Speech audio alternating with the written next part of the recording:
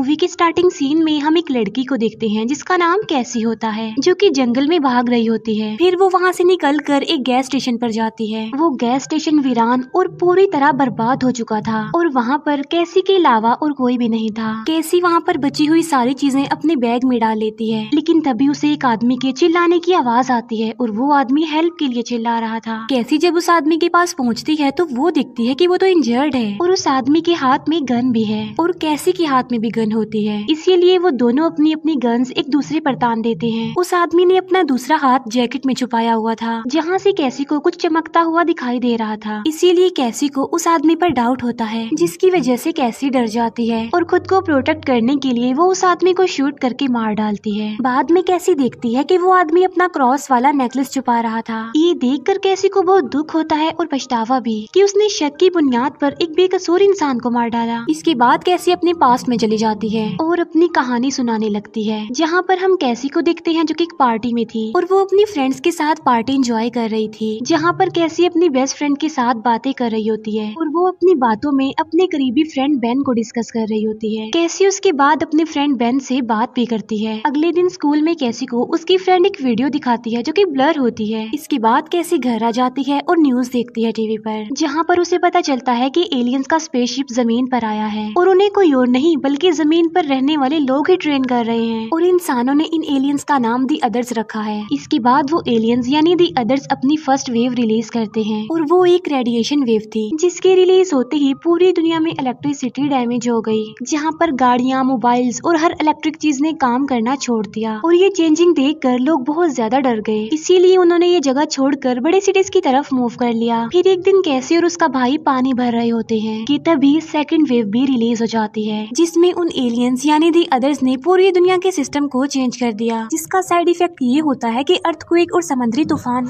उस समुद्री तूफान से बचने के लिए कैसी अपने भाई को लेकर ट्री पर चढ़ जाती है, जिससे वो दोनों पानी में बहकर मरने से बच जाते हैं। लेकिन इस वजह से उनकी सिटी के साथ साथ पूरी दुनिया में काफी तबाही होती है। इसके फौरन बाद दी अदर्स थर्ड वेव भी रिलीज कर देते हैं, जिसमें वो एक खतरनाक वायरस को रिलीज करते हैं और इस वायरस को बर्ड्स के जरिए पूरी दुनिया में फैला दिया जाता है। इस वेव की वजह से कैसी की मदर की डेथ हो गई थी, क्योंकि वो एक डॉक्टर थी। फिर कैसी का फादर अपने बच्चों को लेकर एक कैंप में चला जाता है, जहाँ पर बहुत सारे टेंट्स लगाए गए थे, क्योंकि जितने भी सर्वाइवर्स थे वो यहाँ पर आकर रह रहे थे। फिर एक रात कैसी के फादर उसे एक गन देते हैं, ये कहते हुए कि बेटा जब इसकी जरूरत पड़े तुम इसे यूज कर लेना, क्योंकि अब दुनिया में कोई भी ऐसी जगह नहीं बची जो कि सेफ हो, हर जगह पर खतरा है। और फिर कुछ दिन बाद वहाँ पर आर्मी ऑफिसर्स आते हैं और कर्नल अनाउंस करता है कि आप लोगों को फिक्र करने की कोई जरूरत नहीं है, क्योंकि आर्मी आप लोगों को सेव करने के लिए आ गई है, क्योंकि हम आप लोगों को एक ऐसी जगह पर ले जाने वाले हैं जो कि बिल्कुल सेफ है। सबसे पहले आर्मी अपने साथ बच्चों को ले जा रही होती है, लेकिन कैसी के भाई का बैग कैंप में ही रह जाता है, इसीलिए कैसी उसका बैग लेने कैंप में जाती है और वहीं पर ही रह जाती है और यहाँ पर कैसी और उसका भाई अलग अलग हो जाते हैं। फिर उन सब बच्चों के जाने के बाद आर्मी वहाँ के सारे लोगों को इकट्ठा करती है। आर्मी उन्हें बताती है कि फोर्थ वेव भी आ गई है, जिसमें दी अदर्स इंसानों को पोजेस कर रहे हैं और पोजेस होने के बाद इंसान ही एक दूसरे को मार रहे हैं। वो कहते हैं कि बच्चों में तो काफी आसान है ये आइडेंटिफाई करना कि कौन इंसान है और कौन दी अदर्स, लेकिन बड़े लोगों में ये आइडेंटिफाई नहीं किया जा सकता कि कौन इंसान है और कौन दी अदर्स। ये बात सुनकर वहाँ पर मौजूद सारे लोग गुस्से में आ जाते हैं और आर्मी से मांग कर देते हैं कि हमें हमारे बच्चों से मिलवाया जाए और वहाँ पर अफरा तफरी मच जाती है, लड़ाइयाँ होने लगती हैं वहाँ पर। लेकिन एंड पर आर्मी उन सारे सर्वाइवर्स को मार डालती है।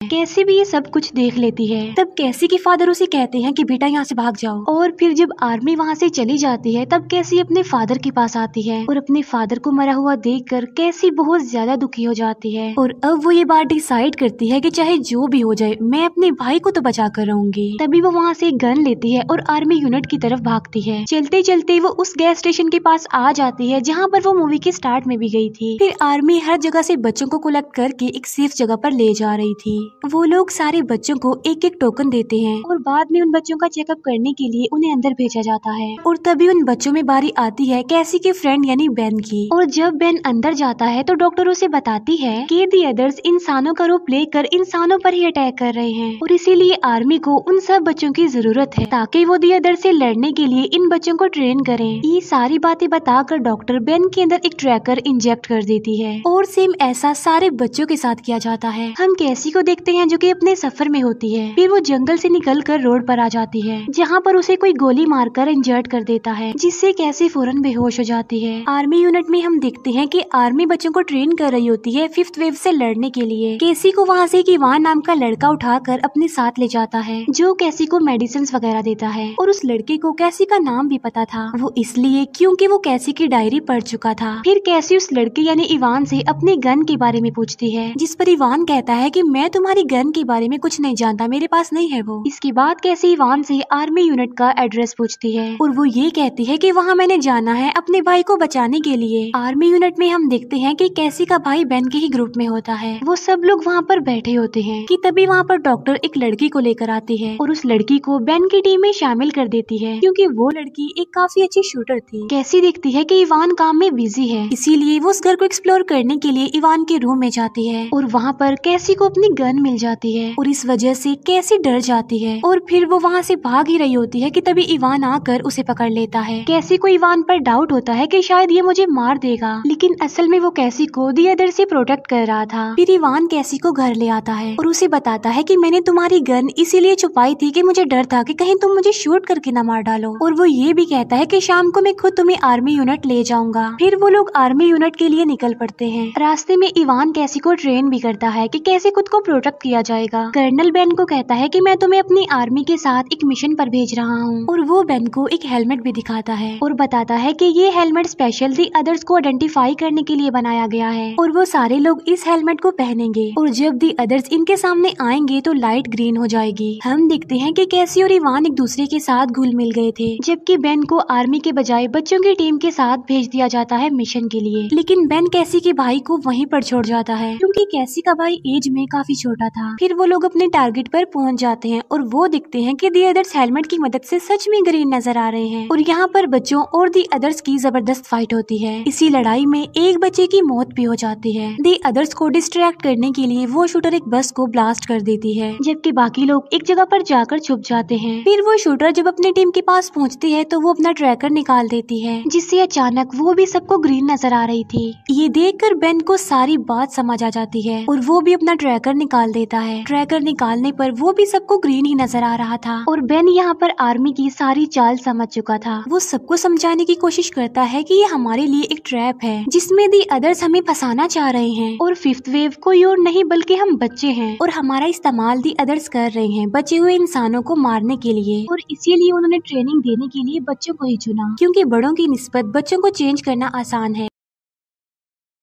बेन की ये बात सुनकर सारे लोग अपने अपने ट्रैकर्स रिमूव कर देते हैं और अब बेन को कैसी के भाई की फिक्र हो रही थी और वो सब बच्चों को कहता है कि जल्दी से यहाँ से भाग जाओ और वो खुद को भी उस शूटर से शूट करवा लेता है ताकि आर्मी को उस पर शक ना हो और वो डिसाइड करता है कि वो कैसी के भाई को बचाने के लिए वापस जाएगा। इसके बाद हम कैसी को देखते हैं जहाँ पर दी अदर्स उन लोगों पर अटैक कर देते हैं, लेकिन इवान कैसी को दी अदर्स से बचा लेता है और यहाँ पर कैसी को पता चल जाता है कि इवान कोई इंसान नहीं है बल्कि वो भी दी अदर्स में से एक है। और यहाँ पर इवान कैसी के सामने खुद को रिवील करता है। वो कैसी को बताता है कि ये कोई पहली मर्तबा नहीं हुआ कि जब वो एलियंस यानी दी अदर जमीन पर आए हों। वो बताता है कि मुझ जैसे एलियंस पहले भी इस दुनिया में आ चुके हैं। इवान कहता है कि एलियंस का मानना ये है कि लव सिर्फ एक फीलिंग है और कुछ भी नहीं। वो कहता है कि पहले मैं भी ऐसा ही सोचता था, लेकिन जब मैंने तुम्हें देखा तो मेरे अंदर की इंसानियत जाग गई और यही वजह थी कि उसने अभी तक कैसी को नहीं मारा, उसे जिंदा रखा और मैं तुम्हें गैस स्टेशन से ही फॉलो कर रहा हूँ और फॉलो करने के साथ साथ मैं तुम्हें प्रोटेक्ट भी कर रहा हूँ। लेकिन कैसी उसकी एक नहीं सुनती और अकेली ही आगे बढ़ जाती है। जाते जाते इवान कैसी को एक इम्पोर्टेंट बात बताता है और वो ये कि जो आर्मी यूनिट है वो भी असल में दी अदर्स का ही है, जो कि बच्चों को 5th वेव बनाकर इस्तेमाल कर रहे हैं। ये सुनकर कैसी उस आर्मी यूनिट में पहुंच जाती है और तभी वहाँ पर बेन भी आ जाता है। अब क्योंकि बेन सब कुछ समझ गया था और आर्मी को भी ये बात पता चल चुकी थी, इसीलिए बेन को अरेस्ट कर लिया जाता है। फिर कैसी उस डॉक्टर को मार देती है और खुद उसका यूनिफॉर्म पहनकर अपने भाई को ढूंढने के लिए जाती है। बेन भी वहाँ से निकलकर कैसी के भाई को ढूंढने के लिए चला जाता है, लेकिन रास्ते में ही उसे कैसी भी मिल जाती है और अब वो दोनों मिलकर कैसी के भाई के पास जा रहे होते हैं। लेकिन तभी उनके सामने इवान भी आ जाता है। इवान उसे बताता है कि 10 मिनट के बाद इस जगह को डिस्ट्रॉय कर दिया जाएगा, इसीलिए तुम जल्दी से अपने भाई को ढूंढो और यहाँ से भाग जाओ। फिर कैसी और बेन मिलकर कैसी के भाई को ढूंढ लेते हैं और वो उस आर्मी यूनिट से बाहर आ जाते हैं, जबकि आर्मी बाकी बच्चों को अपने साथ ले जा रही होती है। और फिर जब सारे लोग वहाँ से निकल जाते हैं तो वो जगह डिस्ट्रॉय होने लगती है। तभी उन लोगों को बचाने के लिए बेन की टीम वहाँ पर आ जाती है। वो उन तीनों को बचा कर वहाँ से ले जाती है। फिर वो लोग डिसाइड करते हैं कि हम लोग न्यू स्टार्ट लेंगे और बाकी बच्चों को बचाएंगे आर्मी से और दी अदर से। और इसी के साथ ही मूवी यहीं पर एंड हो जाती है। Thank you for watching.